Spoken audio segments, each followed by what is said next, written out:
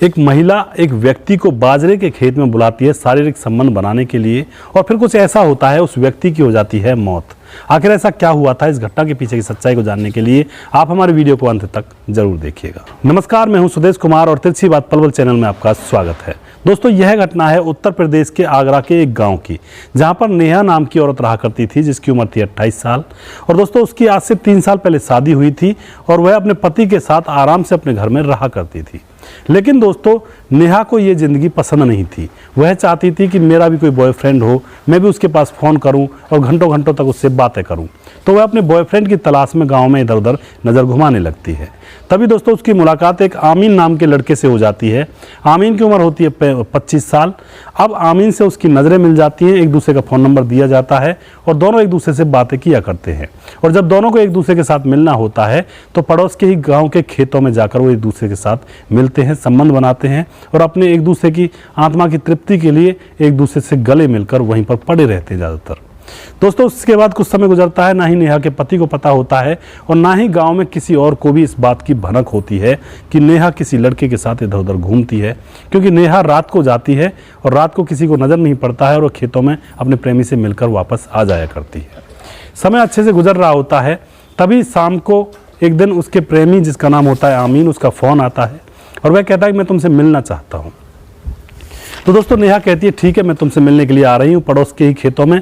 मैं परचूने का कुछ सामान लेने के लिए दुकान पर आऊँगी, घर का सामान, और फिर मैं तुमसे मिलकर वापस आ जाऊँगी।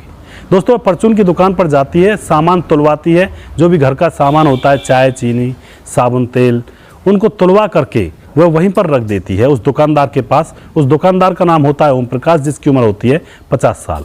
और अब उससे कहती है कि मैं अभी आ रही हूँ। तो वह वहाँ दुकान से खेतों की तरफ चलने लगती है। दोस्तों, ओम प्रकाश को उसके ऊपर शक हो जाता है दुकानदार को और वह भी उसके पीछे पीछे चलने लगता है। कुछ दूर जाकर वह नेहा खेतों के अंदर सरसों के खेतों में गायब हो जाती है। ओम प्रकाश उसे ढूंढने लगता है। तभी ओम प्रकाश की नज़र पड़ जाती है तो वह दृश्य देखता है कि नेहा एक लड़के, जिसका नाम है आमीन, उसके साथ नग्न अवस्था में खेतों के अंदर संबंध बना रही है आपत्तिजनक परिस्थिति में। वह उनको देख लेता है और उनकी नज़र भी उसके ऊपर पड़ जाती है। वह उनसे कुछ नहीं कहता है, वह आकर वापस दुकान में बैठ जाता है। तभी दोस्तों, नेहा भागी भागी उसकी दुकान पर आती है और उससे कहती है किसी से बताना मत ये बात। लेकिन दोस्तों, वह जो दुकानदार ओम प्रकाश होता है वह यही कहता है कि मैं किसी को नहीं बताऊंगा, लेकिन तुम्हें वही काम मेरे साथ करना पड़ेगा जो तुम अभी अभी खेतों में आमीन के साथ कर रही थी। अब दोस्तों, नेहा चुप हो जाती है और वह समझ जाती है कि अब यह किसी और से तो कहेगा नहीं। वह अपने सामान को उठाती है और अपने घर की तरफ चलने लगती है और कहती है कि मैं तुम्हें फ़ोन करके बताऊंगी। दोस्तों, घर जाने के बाद वो अपने प्रेमी के पास फ़ोन करती है और उसको सारी घटना बताती है। उसके बाद वो दोनों प्लानिंग करते हैं तैयार। शाम होती है, शाम को 8 बजे नेहा उस दुकानदार ओम प्रकाश के पास फ़ोन करती है, कहती है कि आ जाओ पड़ोस के ही खेतों में, जहाँ पर मैं थी वहीं पर मैं तुमसे मिलूँगी। अब दोस्तों, ओम प्रकाश खुश हो जाता है और वह उन्हीं खेतों की तरफ चलने लगता है। वहाँ जाकर उसे नेहा नज़र पड़ती है। जैसे वह नेहा से कुछ कहता तो वहाँ पर नेहा का जो प्रेमी होता है आमीन और आमीन का एक दोस्त सलमान वहाँ पर खड़े हुए होते हैं।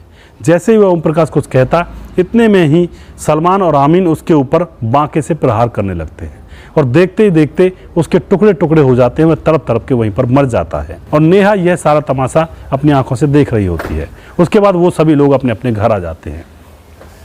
लोगों को पता चलता है, पुलिस को बुलाया जाता है। पुलिस मामले की छानबीन करती है कि आखिर एक इंसान को बीच खेतों में किसने काट दिया गंडासे से। पुलिस जो ओम प्रकाश होता है उसकी कॉल डिटेल्स चेक करती है और पता लगाती है कि आखिरी बार इसके पास फ़ोन किसका आया था।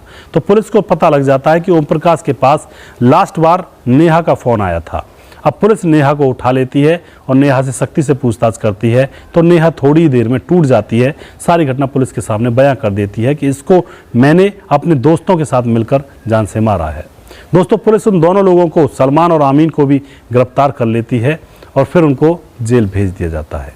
दोस्तों, उसके बाद उनसे पूछा भी जाता है कि तुमने ऐसा क्यों किया। तो नेहा बताती है कि यह मेरी इज्जत को फिर रहा था, यानी कि वह फिर रहा था, वो इज्जत थी, और जब वह अपने आप इज्जत को दे रही थी तब कोई इज्जत नहीं खराब हो रही थी। दोस्तों, उसके बाद उनको जेल भेज दिया जाता है, उनको उनके ऊपर केस दर्ज कर दिया जाता है। तो यहाँ पर आप क्या कहना चाहते हो? मैं उन लड़कियों से ये कहना चाहता हूँ जो ताक में रहती हैं कि भाई जीवन में जीने में आनंद नहीं आ रहा, कोई बॉयफ्रेंड या गर्लफ्रेंड होनी चाहिए। तो ऐसी ऐसी घटनाएं भी हो जाया करती हैं इन किस्सों में। ज़्यादातर ये प्यार जो झंझट होता है, इनमें 80% खून खराबा ही होता है। क्योंकि अगर प्रेमी के हिसाब से नहीं चलेगी तो प्रेमी उसको न जाने कब मौत के घाट उतार दे, पता नहीं चलता है। क्योंकि यह प्रेम नहीं है, यह सिर्फ और सिर्फ प्यार की आड़ में आजकल हवस को मिटाया जाता है। तो दोस्तों, आप जो भी कुछ कहना चाहते हैं कमेंट बॉक्स में अपनी राय लिख सकते हैं। क्या नेहा ने सही किया था उस दुकानदार को मौत के घाट उतार कर, या फिर वह दुकानदार गलत था, या फिर नेहा के जो दोनों प्रेमी थे, नेहा का जो प्रेमी था और प्रेमी का दोस्त था वह सही था? कौन आपको सही लगता है, कौन आपको गलत लगता है? क्या नेहा के संबंध अपने प्रेमी आमीन के दोस्त सलमान से भी थे?